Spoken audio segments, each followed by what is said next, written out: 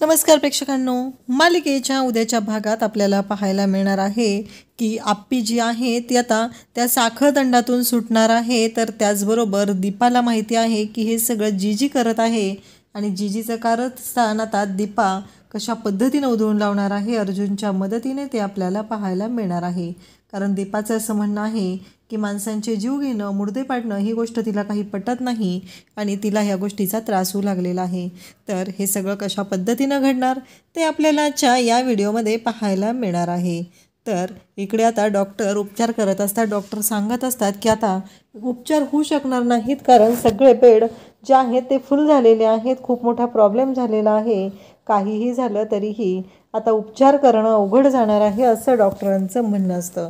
त्याचबरोबर इकडे आप्पी, अर्जुन सगळेजण आता तिथे हॉस्पिटलमध्ये असतात आणि त्याचबरोबर मीडियाही तिथे आलेली असते आणि मीडियाचं असं म्हणणं असतं की काहीही झालं तरीही आत्ता तुम्ही मॅडम कुठे चुकला आहात ते सांगा।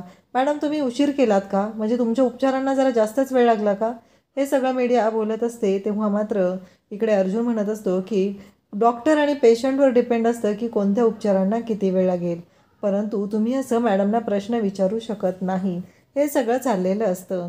आणि त्यासोबतच आपल्याला पाहायला मिळतं की आप्पी शांत असते, आप्पी काहीच बोलत नसते, ती इमोशनल होत असते। परंतु इकडे मीडियावाले तिला प्रश्न विचारून भांबावून सोडत असतात। मीडियावाल्यांचं एकच म्हणणं असतं की आत्ता तुम्ही जे काही केलेलं आहे ते मॅडम काही योग्य वाटत नाही, तुम्हाला लवकरात लवकर इथे ॲक्शन घेणं गरजेचं आहे, तुमचा पुढचा प्लॅन काय आहे। तेव्हा अर्जुन म्हणतो की तुम्हाला सगळ्या गोष्टी सांगितल्या जातील। आणि इकडे आप्पी त्याचबरोबर अर्जुन पुन्हा आलेले असतात आणि तिथे डॉक्टर म्हणत असतात की आता खूप अवघड आहे आणि आप्पीच्या समोर एक मुलगा तडफडत असतो आणि त्याचा जीव जातो। आप्पी मात्र इकडे कासावीस होत असते। गायतोंडे म्हणत असतात की सगळ्या गोष्टी मॅनेज करायचं ठरवलेलं आहे पण खूप अवघड होत आहे, कशा पद्धतीने मॅडम डिसिजन घ्यायचा ते कळत नाही आहे, सगळी टीम आपण कामी लावलेली आहे पण यातून काहीच मार्ग निघत नाही असं गायतोंडेंचं म्हणणं असतं।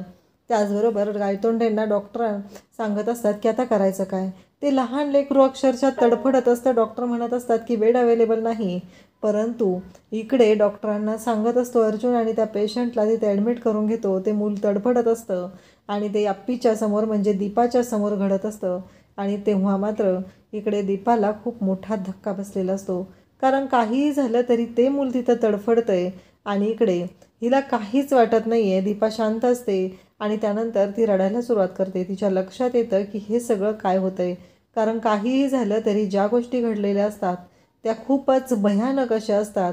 दीपाला कळायचं बंद झालेलं असतं। दीपा विचार करत असते कारण दीपाला एकच प्रश्न पडलेला असतो की हे सगळं काय आहे, कारण काहीही झालं तरीही हे लोक अशा पद्धतीनं होत आहे आणि दीपा तिथं बसलेली असते। तेव्हा गायतोंडे म्हणत असतात की आम्ही आमच्या परीने सगळे प्रयत्न करत आहोत पण एका वॉर्डला 4 डॉक्टर अवेलेबल करून देणं पॉसिबल होत नाही असं ते सांगत असतात।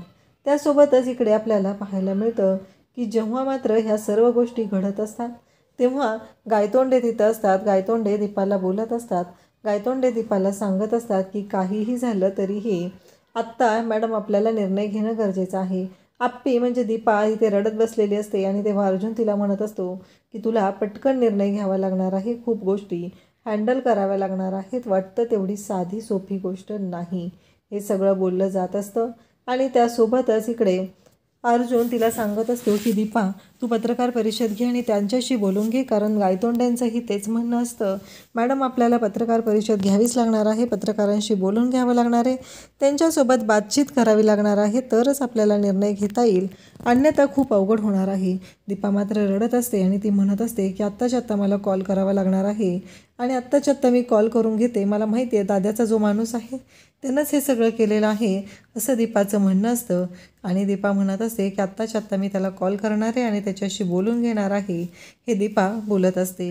आणि त्यासोबतच आपल्याला इकडे पाहायला मिळतं की या सर्व गोष्टी जेव्हा घडत असतात तेव्हा इकडे राजा म्हणत असतो की हो हे सगळं त्यांनीच केलेलं आहे, तुला जाता येत नाही आहे ना तिथे, तो जो इन्स्पेक्टर आहे तो तिला जाऊ देत नाही आहे ना, त्यासाठीच हे साहेबांनी केले, भाऊंनी केले असं तो सांगत असतो।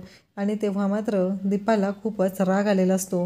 दीपा म्हणत असते की दाद्या तुला माहिती आहे का इथं माणसांचे जीव चाललेत, मुर्दे पडायला लागलेत, अरे केवढे हे आपण ना जगत होतो ना वडापावच्या गाडीवरती, कशासाठी एवढा पैसा पाहिजे, कशासाठी एवढं सगळं पाहिजे असं दीपा बोलत असते। आणि तेव्हा मात्र इकडे राजा म्हणत असतो की एक गोष्ट लक्षात ठेव, काहीही झालं तरीही तुला ही गोष्ट विसरून चालणार नाही, कारण तुला ही गोष्ट करावीच लागणार आहे. हे सगळं बोललं जात असतं आणि दीपा म्हणत असते की नाही दादा, हे नाही होऊ शकत, असं तिचं म्हणणं असतं. त्याचबरोबर आपल्याला पाहायला मिळतं की इकडे आता आप्पी ती झगडत असते, ती काम करत असते. तिनं तिला खिळा मिळालेला असतो, त्याने ती कुलूप खोलण्याचा प्रयत्न करत असते. एकदा का ते कुलूप खोललं गेलं की तिथून आप्पी बाहेर पडणार असते आणि या सर्व गोष्टी होणार असतात. परंतु आप्पी मात्र इकडे अडकलेली आहे, ती प्रयत्न करत आहे, पण तिच्या हाती काहीच लागत नाही. त्यानंतर आपल्याला पाहायला मिळतं की इकडे गायतोंडे आप्पीला म्हणत असतात की मॅडम, आपल्याला लवकरात लवकर निर्णय घ्यावे लागणार आहेत. आपल्यासाठी परिस्थिती हाताबाहेर चाललेली आहे. आपल्याला ठरवावं लागणार आहे की कशा पद्धतीने गोष्टी होणार आहेत, काय करावं लागणार आहे, हे आपल्याला सगळं ठरवावं लागणार आहे, असं म्हणत तो बोलत असतो. इकडे दीपा मात्र खूप इमोशनल झालेली असते. तेव्हा गायतोंडे म्हणत असतात की अर्जुन सर, मला एक विचारायचं आहे. आत्तापर्यंत सगळ्या सिच्युएशन मॅडमनी खूप छान हँडल केल्या होत्या. मॅडम कधी एवढ्या इमोशनल झाल्या नव्हत्या. तेव्हा अर्जुन म्हणत असतो की आत्ताच ते अपघातातून, आजारपणातून बाहेर पडत आहेत, त्यामुळे त्यांच्यावरती तो इफेक्ट आपल्याला दिसत आहे. आपल्याला हे सगळं करावं लागणार आहे, हे सगळं मला माहिती आहे, परंतु मॅडमच्या तब्येतीचाही विचार केला पाहिजे. आज अचानक परिस्थिती ओढवली आणि मॅडम कामावर रुजू झालेले आहेत, असं अर्जुन गायतोंडेंना सांगत असतो. परंतु गायतोंडेंचं म्हणणं असतं, ते जरी मान्य असलं तरीही अर्जुन सर, आत्ता आपल्याला काही ना काही निर्णय घ्यावा लागणार आहे आणि निर्णय क्विक होणं गरजेचं आहे. जर निर्णय घ्यायला उशीर झाला तर खूप अवघड होणार आहे, असं गायतोंडेंचं म्हणणं असतं. आता गायतोंडे त्याचबरोबर अर्जुन हे सगळेजण ते पाहत असतात, बोलत असतात, कारण वाटतात तेवढ्या सोप्या गोष्टी नव्हत्या. ह्या गोष्टी हँडल करणं वाटतं तेवढी साधी गोष्ट नाही, हे अर्जुनलाही माहिती आहे. तेव्हा अर्जुनच्या समोर दीपा उठते आणि म्हणू लागते की आत्ताच्या आत्ता प्रेस कॉन्फरन्स बोलवा, मला बोलायचं आहे त्यांच्याशी, आणि आत्ता क्विक ॲक्शन घेणंही तेवढंच गरजेचं आहे, असं दीपा सांगत असते. आता पत्रकार परिषद बोलवलेली असते आणि त्या सगळ्यांच्या समोर दीपा तिथं बसलेली असते आणि ती बोलायला सुरुवात करते. तेव्हा पत्रकार तिला प्रश्न विचारत असतात. तेव्हा दीपा म्हणत असते की आत्ता आपल्याला म्युन्सिपाल्टीचं जे पाणी येत आहे त्या पाण्यातून हे काहीही घडलेलं नाही. हे सगळं घडलेलं आहे ते काही भागांमध्ये टँकरचं पाणी येत आहे, त्या पाण्यातून हे घडलेलं आहे, हे सगळं बोलणं सुरू असतं. तेव्हा मात्र तिथे ते म्हणत असतात की तुम्ही सरकारच्या बाजूने बोलत आहात. आप्पी म्हणत असते की नाही, हा सर्वे केलेला आहे, आमची लोकं कामाला करायला लागलेली आहेत आणि त्यानंतर ह्या गोष्टी घडलेल्या आहेत, त्यामुळं काहीही झालं तरीही इकडे आपल्याला पाहायला मिळतं की आप्पी बोलत असते, अगदी थाड बोलत असते दीपा. अर्जुनला तर धक्काच बसलेला असतो की हे कसं शक्य आहे, म्हणजे एवढं कसं पॉसिबल झालं आणि ह्या गोष्टी कशा काय घडल्या, हे सगळं अर्जुनला प्रश्न पडलेला असतो. पत्रकार तिला प्रश्न विचारत असतात आणि प्रत्येक प्रश्नाचं उत्तर देत असते ती म्हणजे आप्पी. आणि त्याचबरोबर इकडे आपल्याला पाहायला मिळतं की काहीही झालं तरीही ही गोष्ट जी असते ती खूपच भयानक अशी असते. आणि त्यासोबतच आपल्याला पाहायला मिळतं की अर्जुन आता तिथे बोलत असतो आणि अर्जुन हे सगळं बोलल्यानंतर आपल्याला अर्जुन आप्पीला म्हणजे दीपाला म्हणू लागतो की छान बोललीस खरंच. तेव्हा दीपा म्हणते की बरोबर बोलली ना, आता मला कळतं आहे की कलेक्टर म्हणून काय काम करावं लागतं आणि कशा पद्धतीनं काम करावं लागतं, हे मला आत्ता कळत आहे, असं दीपाचं म्हणणं असतं. आणि त्याचबरोबर अर्जुन त्याचबरोबर सगळेजण आता घरी आल्यानंतर दीपाचं कौतुक करू लागतात. दीपाला म्हणत असतात की खरंच तू खूप भारी बोललेली आहे, आज तू जे काही केलेलं आहे ते खूपच भारी केलेलं आहे, हे सगळं बोललं जात असतं. आणि तेव्हा मात्र इकडे आता तिथं आलेला असतो तो म्हणजे जीजी डायरेक्ट घरात आलेला असतो. आणि तेव्हा मात्र रुपालीला राग येतो आणि रुपाली म्हणते, तुम्ही डायरेक्ट घरात काय आलेलं आहे, हे तुमचं काय काम आहे काय. तेव्हा तो म्हणत असतो, हो बोलू द्या तरी, मला आत तरी येऊ द्या. तेव्हा इकडे आपल्याला पाहायला मिळतं की या सगळ्या गोष्टी जेव्हा घडत असतात तेव्हा जीजी तिथं आलेला असतो आणि मग बापू आणि कदम म्हणतात की बोला, काय झालं, काय काम होतं तुमचं. तेव्हा ते म्हणत असतात की मी मॅडमना विचारायला आलेलो आहे, मी जनतेचा प्रतिनिधी आहे आणि त्या नात्याने मी तर मॅडमना विचारायला आलो आहे की त्या कधी कामावर रुजू होणार आहेत. मॅडम जर कामावर रुजू झाल्या नाहीत तर आम्हाला अगदी काहीतरी ठोस कारवाई करावी लागणार आहे. जर मॅडम कामावर रुजू होणार नसतील तर खूप अवघड होणार आहे. आणि इकडे दीपा मनातल्या मनात म्हणत असते, म्हणजे दाद्याचा जो माणूस आहे तो हाच, आणि यानेच एवढ्या लोकांवरती विषबाधा केलेली आहे, याच्यामुळेच हे सगळं झालेलं आहे. पण मी आता ती सही करणारच नाही, यांची वाट लावणार आहे, असं दीपा विचार करत असते. आणि अर्जुन म्हणत असतो, कसं आहे, बरोबर आहे. तेव्हा तो म्हणत असतो की कसं आहे माहिती आहे का इन्स्पेक्टर साहेब, तुम्ही आहात इन्स्पेक्टर, पण तुमचा तो जो तोरा आहे, ती रग आहे ना, तिकडे पोलीस स्टेशनमध्ये दाखवायची इथं नाही. तुम्ही इतकी कलमं लावली, एवढं सगळं केलं, पण हा जीजी अजूनही बाहेर आहे आणि नुकसान तुमचं झालेलं आहे. आणि तेव्हा तो सावरून घेतो, बरोबर आहे, कसं माहिती आहे का, नुकसान तर तुमचंच होणार आहे असं तो म्हणत असतो. आणि तेव्हा मात्र आप्पी पाहत असते, आप्पीला धक्का बसलेला असतो. आप्पी विचार करत असते की हे सगळं काय होतं आहे, कारण काहीही झालं तरीही हा जीजी जो आहे तो चांगला माणूस नाही हे आप्पीच्याही लक्षात आलेलं असतं.